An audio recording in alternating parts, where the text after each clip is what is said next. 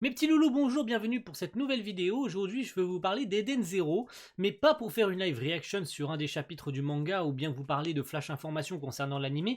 Aujourd'hui, je voulais vous parler d'une actualité qui est apparue il n'y a pas très longtemps. Alors, c'est pas réellement une actualité, c'est plus du bord de la théorie, car sur Twitter, le compte Eden Zero FR, donc qui est un compte amateur qui parle d'Eden Zero, un compte dédié à Eden Zero, a posté une théorie très intéressante qui circule depuis déjà pas mal de mois concernant Ziggy, concernant beaucoup de choses concernant le manga, et cette théorie elle était tellement intéressante et elle est énormément détaillée sur ce tweet que je voulais vous la raconter aujourd'hui, et elle est tellement bien détaillée que je voulais du coup vous la raconter avec tout ce qui est dit. Alors bien évidemment vous retrouverez dans la description de la vidéo le lien vers le thread que vous pourrez aller regarder en détail pour voir ce qui a été dit. Alors bien évidemment je vais tout vous raconter en détail, hein, bien évidemment.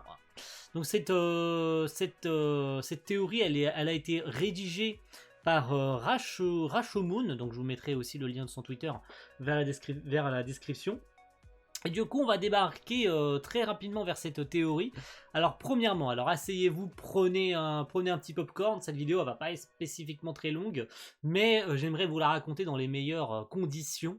Donc, allons-y, commençons notre histoire avec, voilà, la théorie. C'est parti. Ziggy est le Shiki du futur. Et le Shiki Grande Belle que l'on suit actuellement n'est qu'une version alternative créée par Mother de l'original Shiki, celui qu'on a vu dans le rêve de Rebecca au chapitre 69. Dans ce que nous appelons la timeline originale, celle dont a rêvé Rebecca, c'est un Shiki totalement différent que l'on découvre, qui a l'air froid, antipathique et surtout en guerre contre les machines. Peut-être a-t-il eu une vie qui l'a mené à haïr les robots et toute leur espèce, peut-être assez pour mener une guerre qui mènerait à leur annihilation. Cette guerre ou quelconque autre catastrophe qu'il aurait déclenchée aurait causé quelque chose d'extrêmement grave et d'irréversible pour les robots et l'univers tout entier. Pour X raisons, il est devenu un robot et amnésique. En parallèle, pour une raison Y, Mother a fait renaître un Shiki, celui que l'on connaît, afin de lui donner une chance de changer son avenir. Alors on va mettre un petit point d'arrêt pour le moment. Donc c'est vrai que pour l'instant, ce qu'on en pensait finalement de la résurrection de Ziggy, ça laissait penser plus ou moins que celui qu'on avait vu un peu plus tôt dans le manga, et celui qui nous était décrit, hein, le Ziggy qui nous était décrit depuis le début du manga, c'était un Ziggy pacifique, et sa rencontre avec Shiki, elle avait forcé plus ou moins à l'élever. Hein. On savait que ce Shiki, qu'il a rencontré durant son voyage vers Mother pour retrouver ses souvenirs, il était persuadé et il était obligé, il avait vu en lui une priorité indéniable de l'obliger à l'élever, hein, il se sentait obligé, donc il a un lien très fort avec Shiki qu'il pensait au début, en tout cas ce lien qu'il a avec Shiki, Ziggy, il est tellement proche qu'on peut se dire qu'il ne peut pas que être une coïncidence, vu leur affiliation. Le fait qu'il lui ait appris aussi les terres de gravité donne aussi énormément de points et de poids à cette théorie. Alors qu'il est devenu amnésique, il a commencé à construire des parcs d'attractions pour robots sur Grande Belle. Après cela, il partit à la recherche de ses souvenirs oubliés, mais sur le chemin, il croisa la route de Shiki, et sans savoir pourquoi, il comprit en le voyant que l'élever était une priorité indiscutable. Il retourna alors sur Grande Belle pour l'éduquer et s'éteignait quelques années plus tard. Suite à la mort de Shiki face à Drakenjo, Rebecca a activé le pouvoir de son Catleaper, qui lui a permis de retourner dans le passé. Et à cause de ça, Ziggy, qui était mort, est revenu à la vie. Et cette fois-ci, avec tous ses souvenirs.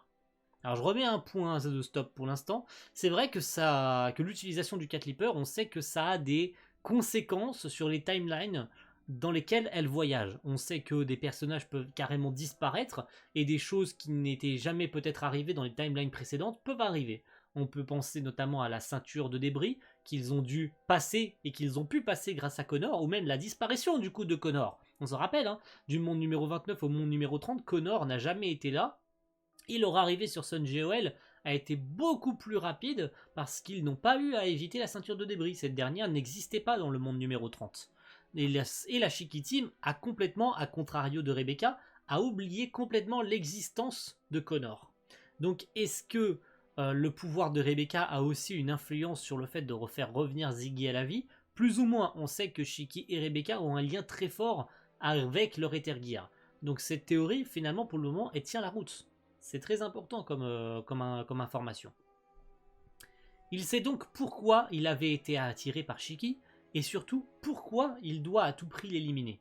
Celui-ci représenterait une menace pour tous les robots et ne devrait pas exister en ce monde. Alors c'est quand même un point très important quand il parle de ne pas exister dans ce monde. Peut-être qu'il parle de timeline à cause du Cat Leaper, peut-être que Shiki vient d'une autre timeline, tout comme Connor a disparu du monde numéro 29 au 30, peut-être que Shiki n'avait rien à faire là. Après, on se souvient du début de la théorie il y a quelques instants, qui disait que Ziggy était une réincarnation de Shiki, ou plutôt Shiki était une réincarnation, hein, plus précisément. Enfin, je me perds un petit peu. Donc finalement, c'est un peu à contrarier, c'est un peu en contradiction. On peut le prendre d'une manière ou d'une autre, hein. C'est vraiment A ou B, hein. C'est vraiment selon ce que les gens peuvent comprendre. La façon dont Ziggy parle sonnerait presque comme si l'être maléfique était Shiki et non lui, et qu'il agirait seulement pour protéger l'univers d'une future catastrophe. Il veut éliminer Shiki car il connaît son futur, puisqu'il l'a lui-même vécu, et il pense que le futur est immuable. Il préfère le neutraliser rapidement avant qu'il ne prenne le même chemin que lui, qui mènera à la destruction de l'univers. Certaines choses appuient cette théorie. Déjà, les prénoms de Shiki et Ziggy en japonais, Shiki s'écrit de cette manière et Ziggy s'écrit de cette manière. À la vue de la prononciation, il apparaît clair que Ziggy est une déformation de Shiki. De plus, depuis le début du manga, beaucoup de personnes appellent Shiki le grand démon, alors que ce dernier a plusieurs fois répété que ce n'était pas lui mais son grand-père. Et si finalement ce surnom était bien celui de Ziggy, autrefois Shiki avait acquis au cours de son aventure? Dans cette nouvelle timeline, les choses ne font que se répéter. On nous fait croire que les gens confondent Shiki et Ziggy, mais en fait l'histoire se répète, car ils sont tout simplement la même personne. Donc finalement Mother a fait renaître Ziggy en tant qu'humain, Shiki Grande-Belle, afin de lui laisser une chance de changer son avenir et de sauver l'univers. Il est encore comme une plage blanche. Mais comme Mother l'a dit, dans le chapitre 2, ce sera à Shiki de choisir s'il deviendra le grand démon destructeur de l'univers ou son sauveur. Reproduira-t-il les mêmes erreurs qui le mèneront à devenir Ziggy, le grand démon, ou bien saura-t-il changer le futur? Fin de la théorie. Et je la trouve littéralement incroyable. Ça fait plusieurs mois, je le disais en début de vidéo, ça fait plusieurs mois que cette théorie elle existe, comme quoi en fait Shiki est Ziggy et inversement. Mais là, de l'avoir écrite, de l'avoir fait sous forme de thread, ça la complète tellement, c'est tellement détaillé, et je trouve ça vraiment sublime de l'avoir détaillé comme ça. Et finalement, c'est cohérent plus on avance dans le manga, surtout avec les dernières infos qu'on a eues lors du chapitre 133, plus ça permet d'écarter encore plus, et plus ça permet de renforcer de plus en plus ces théories. Et je pense que plus le manga va avancer, plus on va avoir d'informations. Et là, limite, en fait, cette théorie, elle est tellement legit. Alors, il y a beaucoup de trucs qui vont pas, hein, bien sûr, dans cette théorie. Hein. Je vais pas revenir dessus, je n'ai pas envie de tout détailler en tout et pour tout. Je suis là pour vous la raconter, cette théorie. Mais bien sûr, je pense que vous, en la relisant, vous pourrez me dire, je pense que vous trouverez des incohérences. Hein, bien sûr, c'est logique qu'il y ait des incohérences. Tout ne peut pas être parfait, ce n'est qu'une théorie, ce n'est absolument pas la vérité. Voilà, je le dis en fin de vidéo, mais ça paraît logique que ce soit pas la vérité. Mais c'est tellement legit, en fait, quand tu la lis comme ça, de A à Z, en fait, quand tu la lis, c'est tellement legit que finalement tu te dis, mais le mec nous a spoilé la fin du manga, en fait. En fait, t'as vraiment l'impression que le mec nous a spoilé la fin du manga, tellement c'est legit, en fait. Après, plus les événements vont avancer, plus ça va s'étaler sur le temps, peut-être que cette théorie va partir en couille. Qui sait, ça se trouve, ça n'existe tout simplement pas. Peut-être qu'on part dans des délires qui n'ont rien à voir. Tu vois, il aurait clairement pu intégrer aussi le bouton de Mosukoi. Tu vois, on part tellement dans des trucs farfelus et tout ça. Là, pour le coup, c'est pas farfelu du tout. C'est recherché, c'est détaillé, c'est legit en fait, vraiment. C'est complètement legit. Voilà, merci à tous d'avoir suivi cette vidéo, j'espère qu'elle vous aura plu. Quant à moi, je vais vous retrouver très vite pour de nouvelles vidéos sur Eden Zero. N'hésitez pas aussi bien évidemment à donner un avis sur cette théorie. dans les commentaires à dire si vous la trouvez legit ou pas, si vous avez des choses à rajouter, des trucs à dire. Vous la retrouvez encore une fois en description, hein, ce thread. Vous pourrez regarder la théorie en entière. Hein, vous n'avez pas forcément besoin de vous créer de compte Twitter pour la lire. Il suffit juste de dérouler le thread. Hein.